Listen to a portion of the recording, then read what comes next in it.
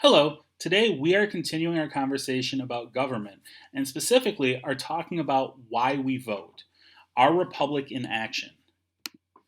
So, the very first thing that I want to ask you is, are you happy with the job that our president is doing? How about Congress?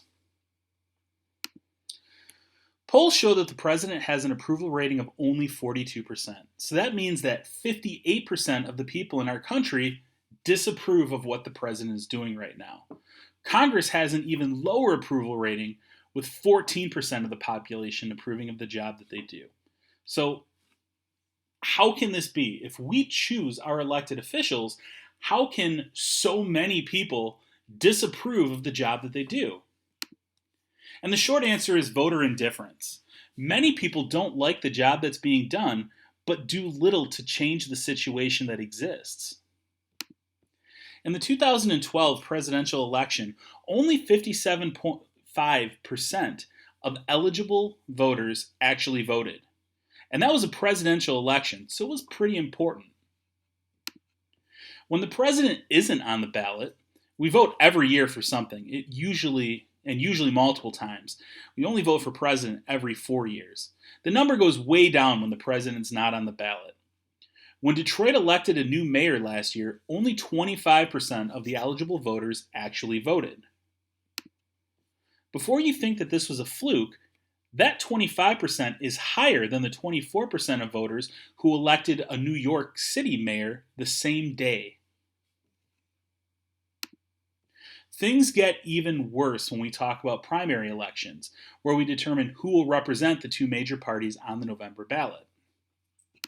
Going back to that 2012 primary election, where Mitt Romney was determined to be the Republican challenger to Barack Obama, only 16.5% of eligible voters showed up in Michigan. This is a huge problem. Many people complain about politics, but few people take action. Usually, we can't even get half of the population to do something as simple as vote. And voting is an important part of the way our country does business. The people we elect may make the decisions, but they get their power from us. Voting is a huge part that we play in our government. It's how we tell our elected officials what we want and how we hold them accountable for their actions. If you don't like the job that they're doing, this is how we let them know. If we really don't like the job that they're doing, we try to fire them. We do this by voting for someone else. You see, elected officials work for us, not the other way around. They get their power from the people. It even says so in the Constitution. When you don't vote, you give up that power. You also give up your right to complain because you choose not to do anything to make your situation better. This brings us to reasons 1 and 2 of why we vote. Number 1, it's our voice in government. And number 2, the people we elect get their power from us. So let me ask you this. Would you let your neighbor decide how to spend your money? Would you let your neighbor determine how you should live and what rules you need to follow? If you're like me, you're probably a little offended that I even bothered to ask that last question. Of course, you know how to take care of your business better than anyone else. But every time you choose not to vote, you're letting someone else make those important decisions for you. Moreover, we see the effects of this all the time. A disproportionate amount of legislation deals with making life better for older citizens than younger citizens. Why is this? Older people vote more often than younger people, so politicians make sure that they're taken care of. Which brings us to reason 3 of why we vote. We should rely on other people to make important decisions for us. We shouldn't rely on other people to make important decisions for us. Also, voting is a civil responsibility. It is assumed that everyone who should vote will vote.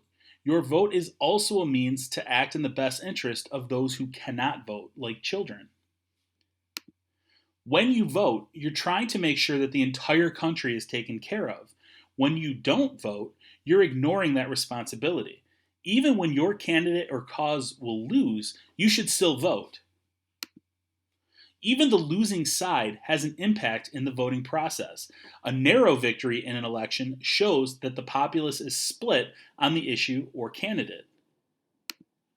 If everyone stays home assuming they'll lose, beyond not winning, the other side will show a large victory, and that translates into overwhelming support.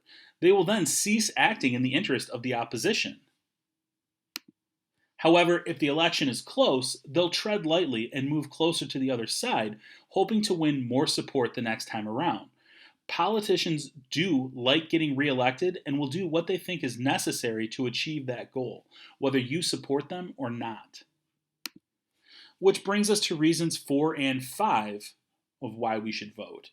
Number 4, it's not a right, it's a responsibility. And number 5, it keeps the other side aware of your views and makes them pay attention to them.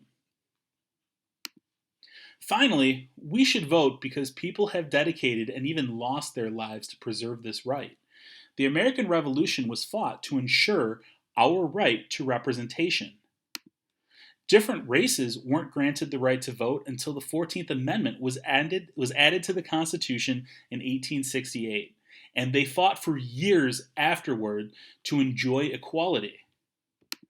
Women weren't granted the right to vote until 1919 with the passage of the 19th Amendment. Also, many of the wars we have fought over the years, from World War I, World War II, the Cold War, and even the War on Terror, have been to preserve our way of life, and part of that way of life is our freedom to vote.